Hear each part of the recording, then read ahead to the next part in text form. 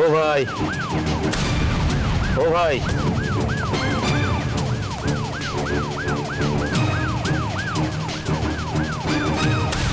দাদা তো এই ছেলে মেয়েদেরকে চিনতে পারো নাকি? না। হ্যাঁ, না, চিনি না। আচ্ছা, এখানে আশেপাশে কোনো মন্দির আছে?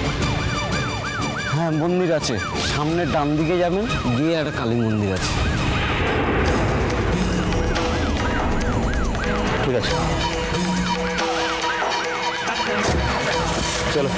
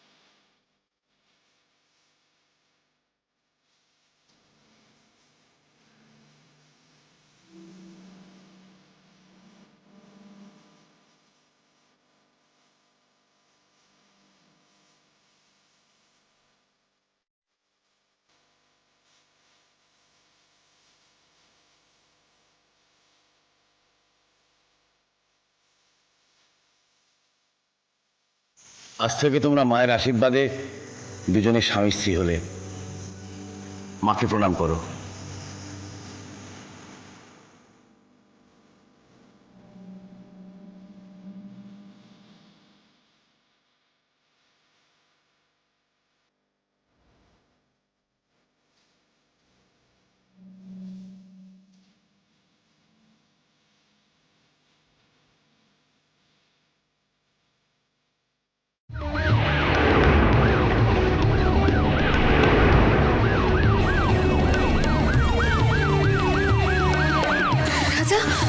পুলিশ, এখন কি হবে?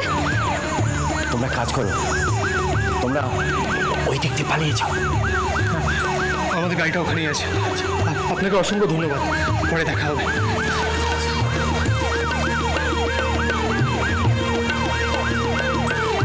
আচ্ছা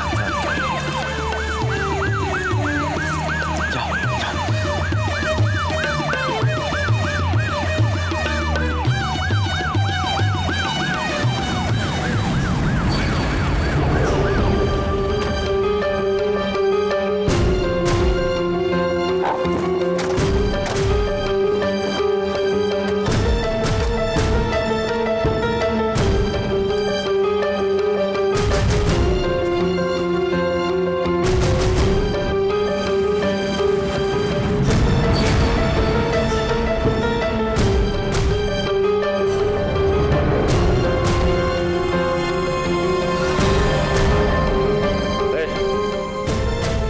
চারিদিকটা একটু ভালো করে খুঁজে দেখো তো, ছেলে মেয়ে দুটো এখানেই আছে, যাও।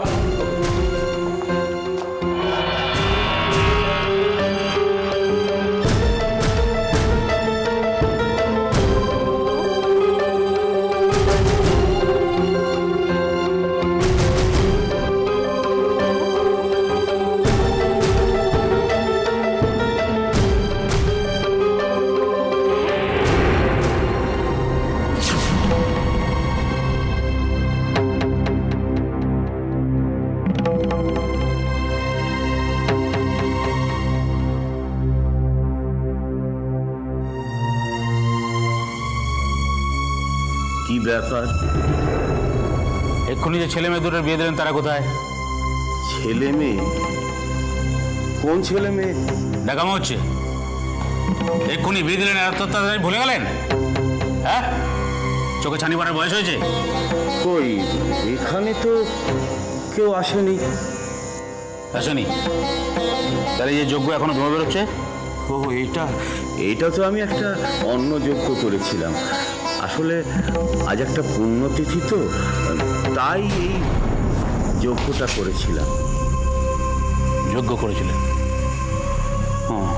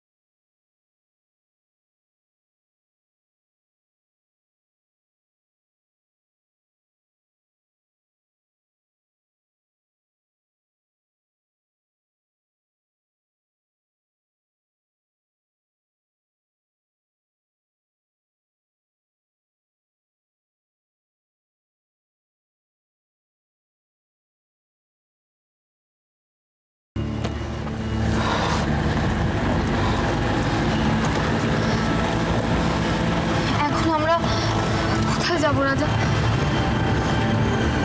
আমিও সেটাই ভাবছি। বিয়েটা তো অন্তত হয়ে গেল, এবার রাত কাটানোর জন্য একটা জায়গা দরকার। সারা রাত তো এরমভাবে পালিয়ে পালিয়ে কাটানো যাবে না।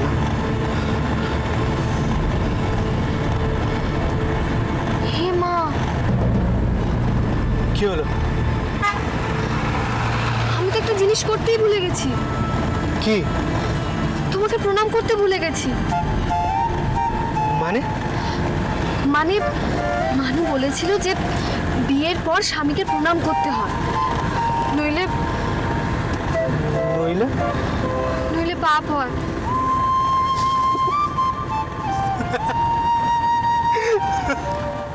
নইলে পাপ হয়। তুমি হাসছো কেন?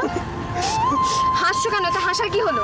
না আসলে তোমার মতন একটা ইংলিশ মিডিয়াম স্কুলে পড়া মেয়ের মুখে প্রণাম, পাপ, স্বামী এসব শব্দগুলো শুনলে খুব হাসি পায়।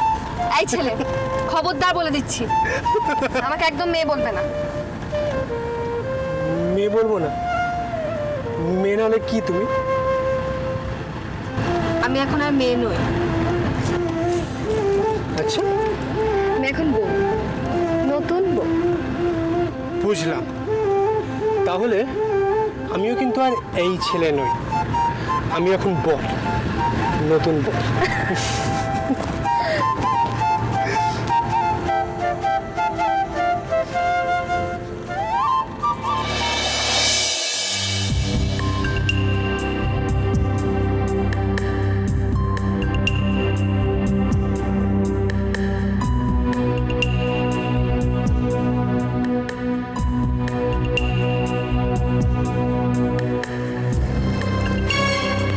দাদা,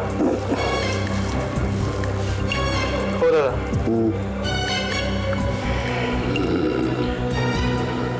শুনুন না দাদা, একটা রুম চাই। আমাদের হোটেলে রুম নেই।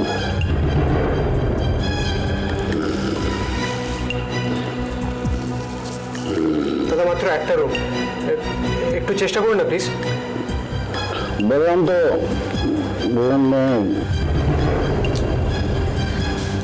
এখন কি হবে? এত রাতে আমরা কোথায় যাব? কোথায় গিয়ে থাকবো?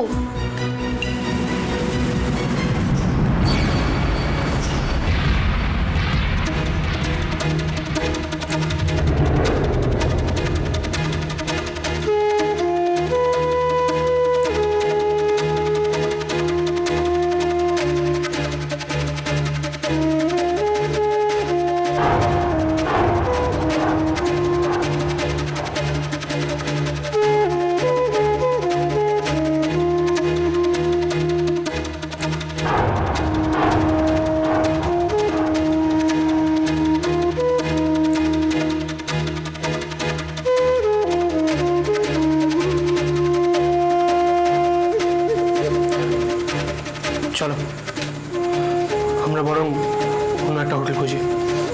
এই যে শুনুন না, চলে যাচ্ছেন? আপনি তো বললেন কোনো রুম খালি নেই।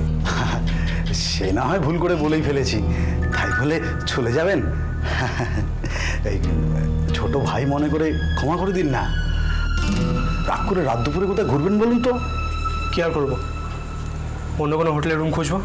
সে কি, এই লক্ষণ থাকতে রাম সীতাকে নিয়ে হোটেলে হোটেলে ঘুরে বেড়াবে? তা কি হয়? আর তাছাড়া তো আশেপাশে কোনো হোটেল নেই। আশেপাশে আর কোনো হোটেল নেই?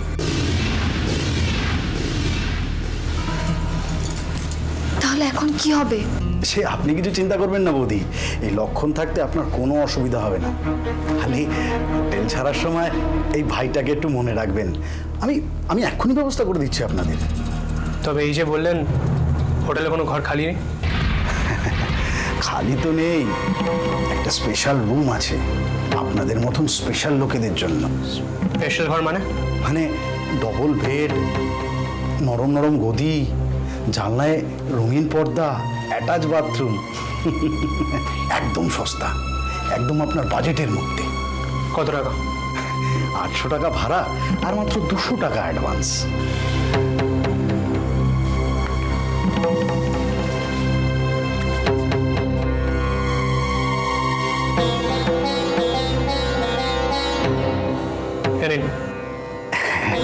ধন্যবাদ ধন্যবাদ। এটা তো ঘরেরটা হলো, মানে আমারটা।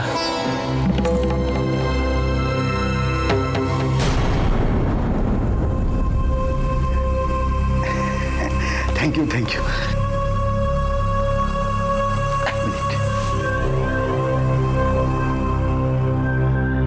হ্যাঁ, নামটা বলুন।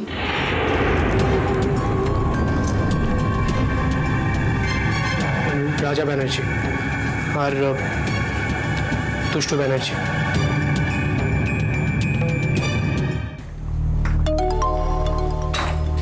আসুন।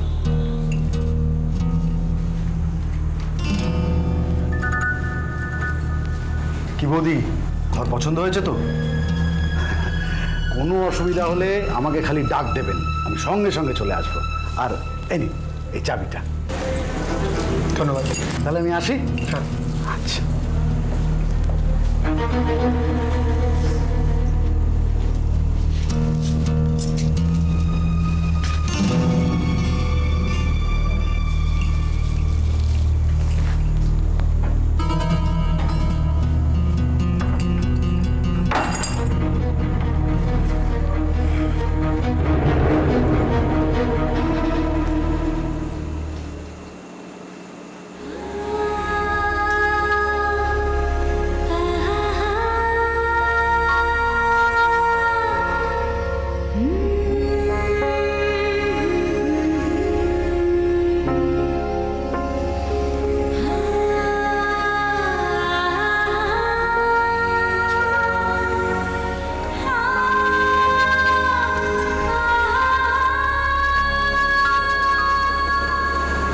কি দেখছো?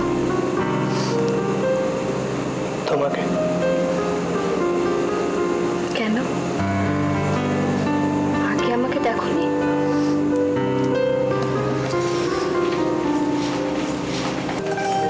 দেখেছি, কিন্তু এরকম রূপে না। আজ তোমাকে একদম আলাদা লাগছে। তুমিও একদম আলাদা হয়ে গেছো রাজা। তোমার উপরে আমি ঠিক যতটা ভরসা করেছিলাম, তুমি তার থেকেও বেশি সাহস দেখিয়েছো।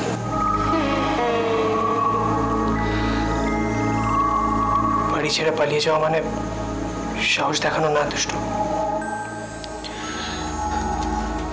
আমি তো চেয়েছিলাম আমাদের বিয়েটা দুজনেরই আত্মীয় স্বজনের আশীর্বাদ নিয়ে হবে। সবার সামনে তোমাকে আমি নিজের করে নেব, কিন্তু